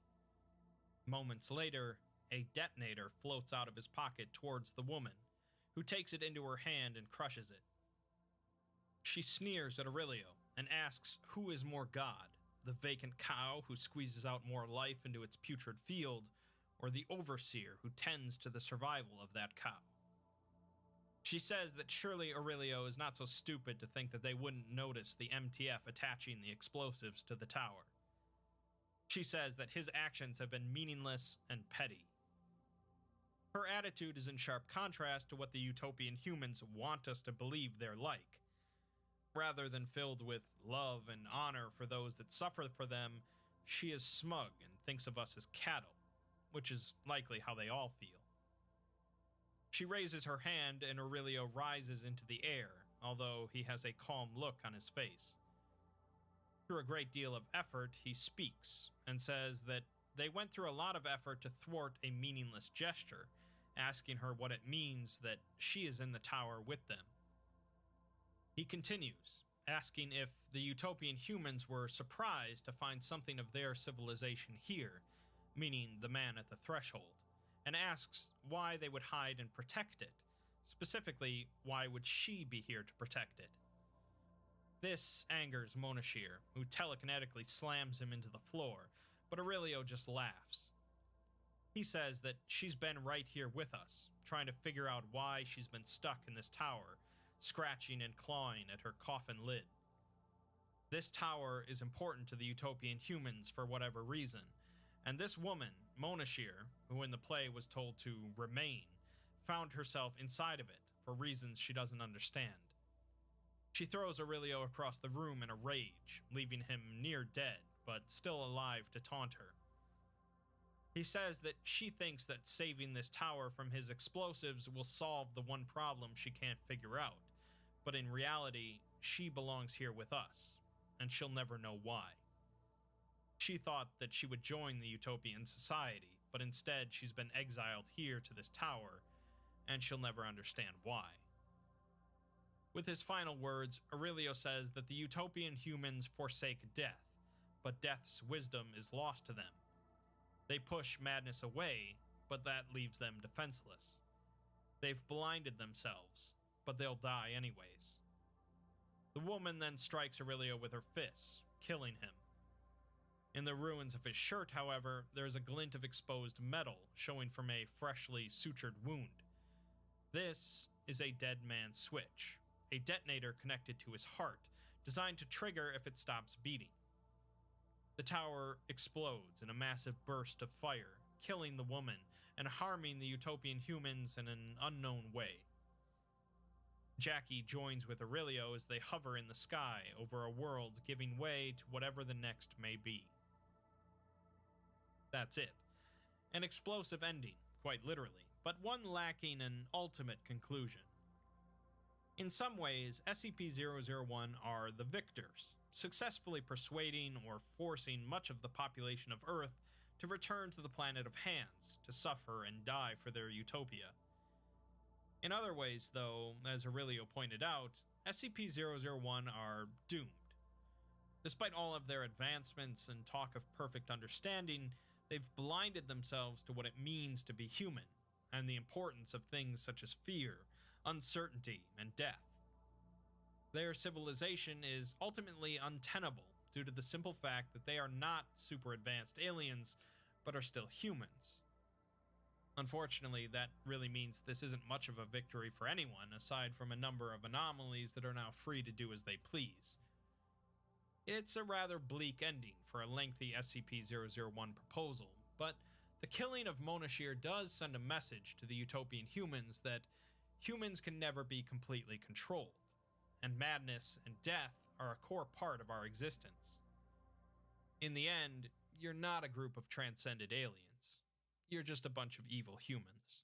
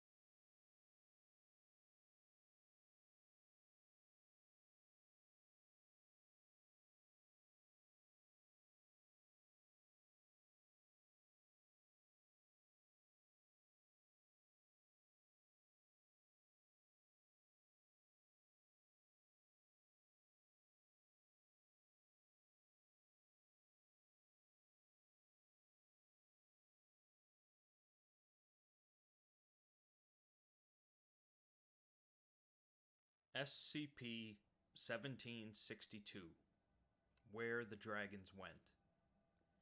Fantasy is one of our most pervasive fictional genres, as it has integrated itself into movies, video games, books, comics, and any other medium of entertainment.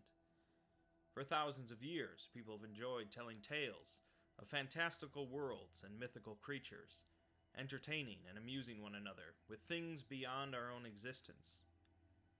Although we often write off any sort of belief in fantasy to the whimsies of children, the eccentric, or of ancient unenlightened civilizations, SCP-1762 is about belief in the fantastical. 1762 is one of the sadder articles on the site, as it shows a tragedy that the Foundation was helpless to prevent, and ultimately a loss of innocence. SCP-1762 is a small cardboard box, spray-painted silver on the outside and inside, with the words, "Here be dragons," written on the side of it with a black marker. The box is normally empty, but occasionally will open by itself, billowing out a large amount of black smoke. During this period, a number of small animate creatures will emerge from the box, ranging from 50 to over 400. These creatures resemble dragons, both Eastern and Western designs, but are made from origami paper in form similar to origami models. They are each capable of flight, reaching speeds up to 15 kilometers per hour, and will fly around in groups, interacting playfully with each other and anyone nearby. After 2 to 3 hours, the dragons will fly back into the box, which emits smoke once again, ending with the box closing itself. Occasionally, at this point, a message will appear on top of the box, but the Foundation has been unsuccessful in transmitting any messages to the box or its denizens. 1762 entered Foundation custody sometime around 2004, and when the box first opened itself, a message was left on top of it. I think it's best if I simply read some of these messages in their entirety. The first message read, "You have found us. Thank you. It has been so long since we last saw each other, friends. The peace has been upheld. The giants and behemoths have kept their word, and have not caused any trouble since you last came and gave the order. We missed your company. How has your family been? Do you still know how to work your room? You are welcome to visit any time." Clearly the message is addressed to someone other than the Foundation, as the Foundation has no idea how to respond, and there's no details as to who the previous owner of the box was. The second message the box sent read, "It's strange to see how much your world has changed. It is even stranger to see how we now appear in this place. In fantasy, we are much bigger. Or maybe you've grown taller. Fantasy is still the same. We hope you can visit us like you used to. Though our room is as grand as ever, it appears yours has shrunken. We do not understand. The rooms were supposed to be maintained, as was our agreement. Please restore the belief." It would seem that the denizens of the box hail from another world, or dimension, they call fantasy, and the forms we see come out of the box are not their true forms. Also, there are apparently 2 rooms, through which interactions between the 2 worlds were done, and although theirs is grand, ours is shrunken, much like their form. They tell the Foundation to restore the belief, but without further details and with no way to return communications, the Foundation leaves the box to sit.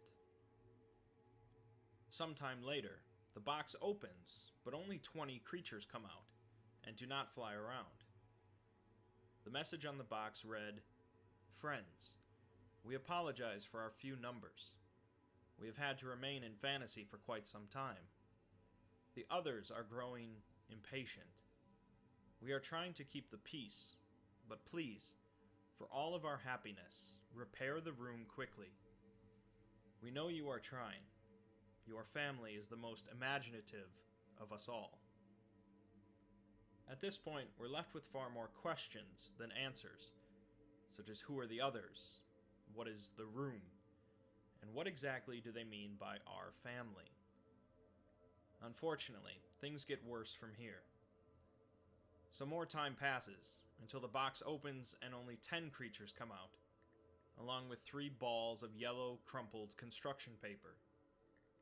These balls shook violently for a few seconds before stopping, and the creatures picked them up and put them back in the box. The message read, "The giants were foolish. Your room was not ready to accept them yet. We're sorry, friends. We hope that we can still see you, but time is growing short for our happiness." Apparently, those 3 balls were giants of some kind, but they were unable to manifest in our world for some reason. Things begin to sound dire. The next time, only 5 creatures emerge, carrying a document with them. They leave it on the floor and return to the box. The document reads, "Tensions are rising. Fantasy is becoming darker. We, the serpents and the hybrids, are furiously trying to hold them back, but the giants and elves wish to strike and make an entrance. They say that your family has grown stupid and ignorant. We hope this untrue. It would sadden us all greatly to know that you have forgot. We get mentions of a couple new entities, hybrids and elves, and it seems the giants and elves are far more aggressive than the dragons and hybrids. Their world is growing darker, tensions are rising, and it all seems to be because of us, although the Foundation still has no idea what exactly is happening and how to fix it. Next, a single crumpled dragon emerges from the box, with torn wings, and it collapses on the floor after only a minute, at which point it rapidly unfolded, with 3 words written on it. War. Goodbye, friends. 2 hours later, the box opened and flames erupted out of it, with sounds of distant roaring being heard. Large amounts of torn paper and crumpled balls were ejected from the box, along with some damaged paper dragons that were quickly considered to be deceased. This continues for 6 weeks, until the amount of paper emitted from the box started to decrease, and eventually stopped. The box then remained closed and inactive for 7 months. At that time, another document was found inside the box, stained with blood, reading, "Are you still out there, friends? We miss you dearly. Fantasy is no longer safe. Our haven, your beautiful creation, is gone. The giants are dead. The centaurs are dead. The birds have fled. We are going to bury your room. We cannot risk hurting you. This is our goodbye. Maybe one day your family can build another room. This may be a hollow hope, but we will cherish this thought." Apparently, we are responsible for creating their haven somehow, but now it's gone, along with the giants, centaurs, and birds. It's still entirely unclear what happened to their world, but they're going to bury their room that connects to ours, so that whatever went to war with them can't hurt us. They hold out hope that one day we will restore the connection to their world. 1 hour after this message was found, the box began to shake and emit smoke, followed by it collapsing with small burn holes throughout. The words, "Here be dragons," were burned away. Sometime later, one final message was produced by the box, written on a scroll showing a mountainous landscape with a single winged dragon flying away. The message reads, "Master says that we won't see you again. We are sad. So are the remaining others. We once filled each other's heads with dreams and goals. It is so sad that we cannot share them any longer. Master says we have to go. He says that he will make us a new fantasy. He says you cannot be a part of it. We are sad. We love you. We will not forget you. We are scared. Will you forget us?" After removal of this document, the box began to leak salt water, and it quickly restored itself to its original condition, although the words on it now read, "Here were dragons." After some time passed with no further activity, SCP-1762 was declared neutralized, and was kept in a researcher's office for commemorative purposes. 8 years go by with no activity, until suddenly the box began emitting purple smoke, dislodging a single purple crystal and a leather-bound book. The book is titled Beasts of the Old Letters, and appears to be written by an explorer that observed the other world both before and after the war, although they are not sure what happened either. The book details a large number of the inhabitants of the other world, such as the Alafox, a 2-headed bird with rainbow feathers, or the Note people of the eastern plains of Darius, made of living music. After expelling the book and the crystal, the box emitted smoke for 40 minutes, before finally crumbling to dust. The crystal had the words, "One last time," carved into it. At this point, you might or might not need an explanation for SCP-1762, but I'll provide one either way. Centuries before the events described in this video, a connection was made between the world of fantasy and our world, back when belief and acceptance of the fantastical was much stronger. Two grand rooms were constructed to function as a bridge between the worlds, and both sides could freely interact with the other through them. As time passed, however, humanity's belief in things like dragons, giants, and elves passed from fact into fiction. The form of our room and the creatures that passed through it changed to reflect our failing belief and became paper thin. The room shrunk down to a humble cardboard box, and the dragons showed up in our world as nothing more than origami figures. It seems our lack of belief began to directly impact their world, and things began to crumble. Despite this, however, their room never changed, as they never lost their belief in us. People come to the SCP universe in many different ways, and for many different reasons. Some enjoy the dark homages to Lovecraft and cosmic horror, others find it through survival horror video games, and some enjoy the more lighthearted and comedic side of SCP. It's likely that not many discover the SCP Wiki because of its touching, emotional articles, but they exist nonetheless. Although the SCP Foundation was ultimately ineffectual in doing anything about the fate of SCP-1762, as they can't change the world into believing in fantasy, maybe a time will eventually come when the dragons come back.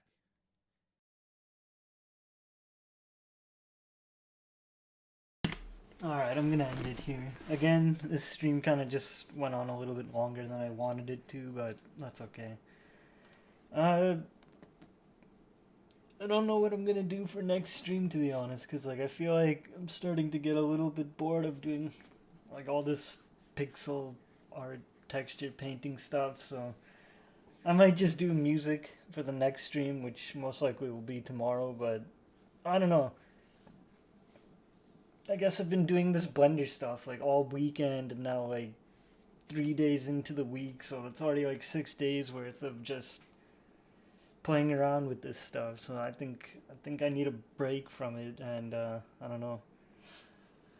Yeah, I don't know what to expect tomorrow. Maybe it's just a little bit tired today or something, but I don't know. It's kind of hard to think of things to create sometimes. Like when I first discovered all this, like I was just absorbed into it. Like I could just create for hours, but like look at that. I had the idea that it's like, okay, this bottom layer of grass will be darker, then have like a clay layer, it'll be like orange, maybe throw in a bit of like pinkish lighter tones to make it look like, I don't know, a little bit more diverse. But even the top here looks nice. It's like nice and varied, right? I guess I was just into it at the time, but lately I've been feeling a little bit kind of like, look at this barrel.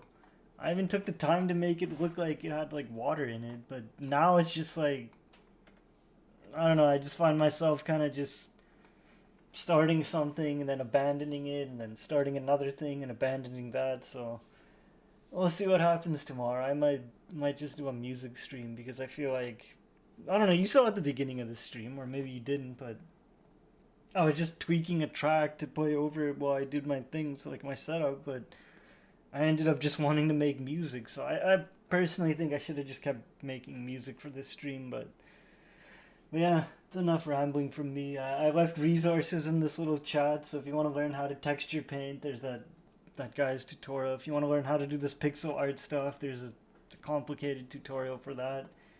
And the color palettes, like that's what these colors off to the side I was using.